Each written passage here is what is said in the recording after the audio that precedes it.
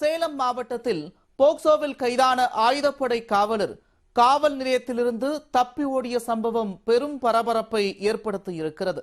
தப்பிச் சென்ற ஆயுதப்படை காவலர் சிக்குவாரா?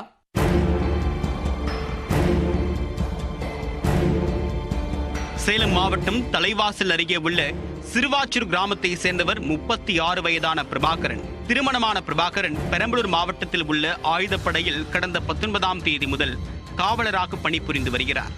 இவர் கடந்த சில தினங்களுக்கு முன்பு ஓய்வுக்காக தன்னுடைய சொந்த ஊரான திருவாச்சூருக்கு சென்றுள்ளார். அப்போது அதே ஊரை சேர்ந்த 17 வயது சிறுமியை காதலித்து கர்ப்பமாக்கியதாக கூறப்படுகிறது.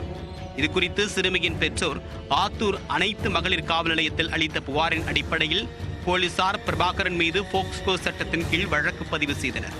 பிரபாகரனை கைது செய்து மகளிர் போலீசார் அவரை நீதிமன்றத்தில் ஆஜர்படுத்துவதற்கான பணிகளை மேற்கொண்டு இருந்தனர். அப்போது காவல் நிலையத்திலிருந்து தப்பிக்க திட்டம் போட்ட பிரபாகரன் யாரோ ஒருவருக்கு போன் செய்து வரவழைத்துள்ளார். மர்ம நபர் வெளியில் பைக்கில் காத்திருக்க சகஜமாக காவல் நிலையத்தில் இருப்பது போல் காட்டிக்கொண்ட பிரபாகரன் திடீரென்று போலீசார் அனைவருக்கும் டிமிக்கி கொடுத்துவிட்டு தப்பி ஓடினார். அதே சமயம் பைக்கில் காத்திருந்த நபரும் வாகனத்தை கிளப்பிக் கொண்டு முன்னே சென்றுள்ளார்.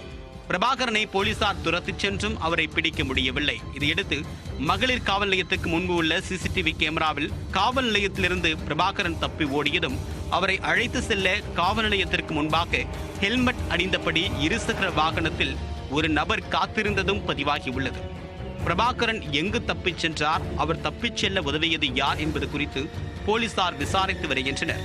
போக்சோவில் கைதான ஆயுதப்படை காவலர் போலீசார் பிடியிலிருந்து எஸ்கேப் ஆன சம்பவம் காவல்துறை வட்டாரத்தில் பெரும் பரபரப்பை ஏற்படுத்தியுள்ளது.